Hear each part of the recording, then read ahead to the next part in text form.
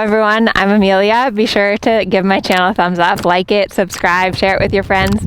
I publish a new video about dressage every Wednesday. So today we're talking simple changes. Simple changes are where you go canter, a few steps of collected walk, and then canter on the other lead. These show up at second level. They are hard to do. They're really a test of your horse's collection and submission. So check out the description box. I have a free mini course on confidence. I also have one on rider position, so get hooked up with that if you're interested.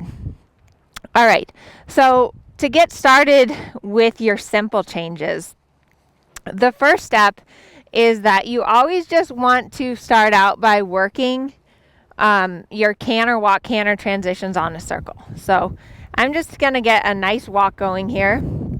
To set up for my canter transition, I really want to kind of have my legs more or less in canter position. So my inside leg's at the girth, my outside leg is just slightly behind the girth, like you can see when I go past the camera. So your outside leg should not be up here. It's a little here. I don't really have pressure there. It's just in position so that his haunches can't swing out.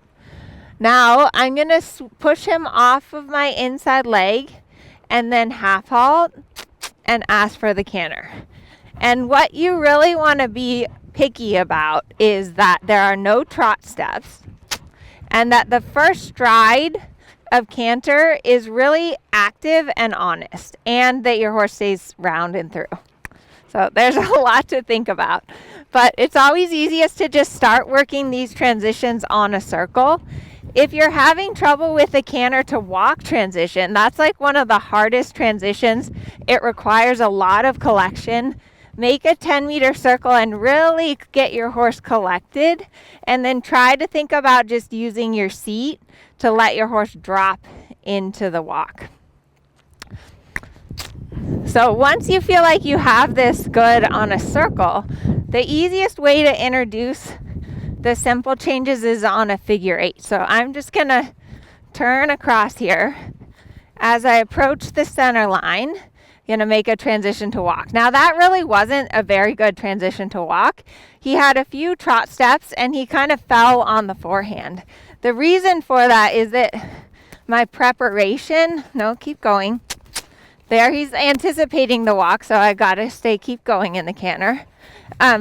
But the reason that that transition wasn't so good is that my preparation for the walk wasn't good enough. So whenever you have a bad transition, you have to think about, okay, I need to get my horse a little more collected. I need to keep him a little more through, and then I may need to make a more distinct aid for that walk transition. Good boy.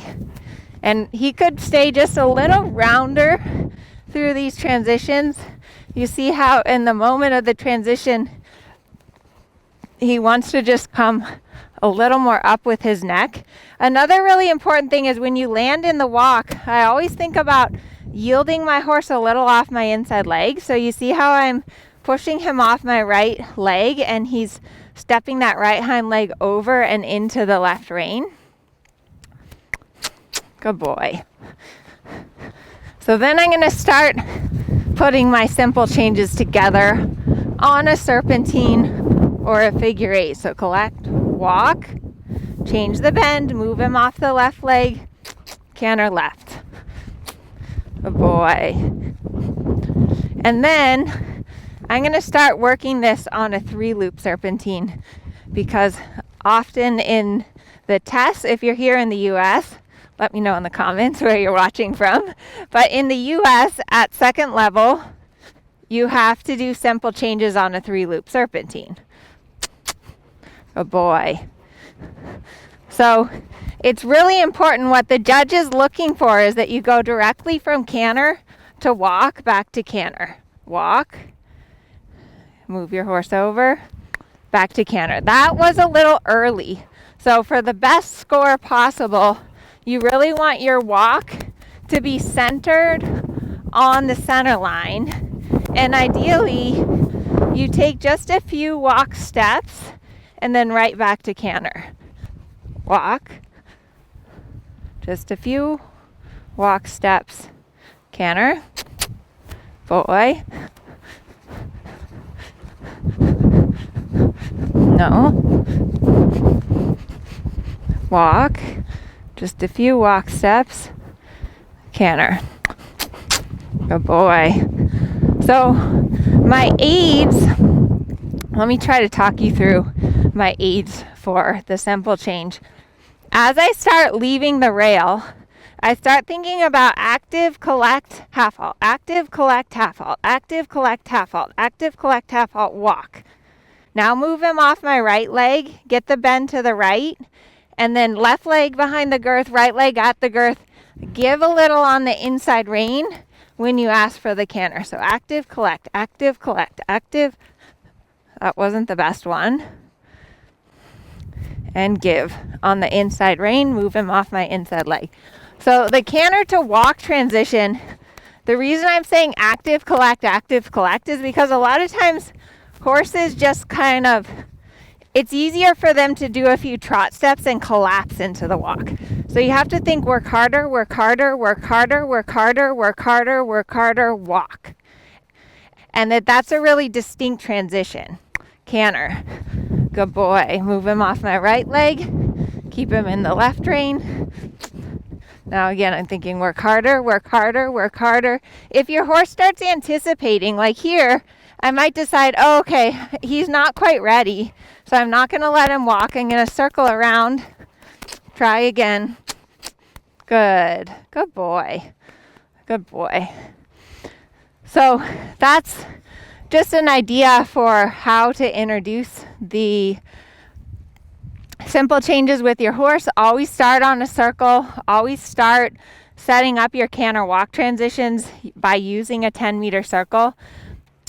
If you're having a really hard time with a canter walk transition, like you feel like you're really preparing them well and they're just kind of like running through your aids, I would halt and rein back. Like say your horse just trots instead of walks, halt and rein back, and then you can even canter on from the rein back.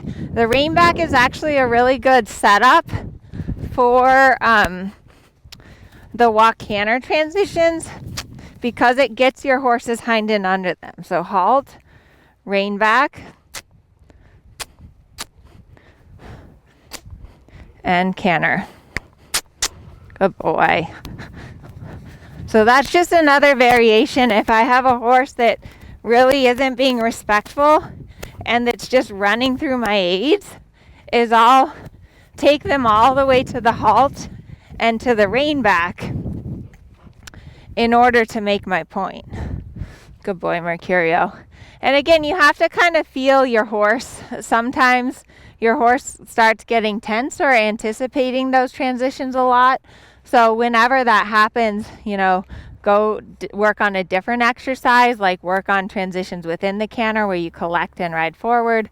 Work on some 10-meter circles. Just mix it up, because sometimes it's one of those things that the more you work on it, like even him, you can see he starts to get a little hot about it.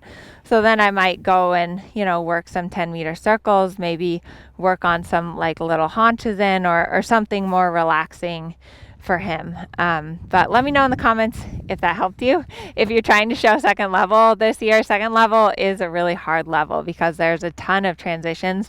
There's a ton of these simple changes. And the reason for that is that the judges are really trying to get you ready for third level. So before you start introducing the flying changes, it's really important that you have a lot of control over the canter and a lot of control over those simple changes to help you when you're going to start introducing the flying changes. So simple changes are one of the biggest prerequisites that you need to be able to do really well, like where you can go left lead canter, walk, right lead canter. You need to be able to do that really well before you start trying to introduce the flying changes. So hopefully this was helpful. Mercurio's the best horse. He's a good demo horse. And yeah, get to work on those simple changes. Practice, practice, practice.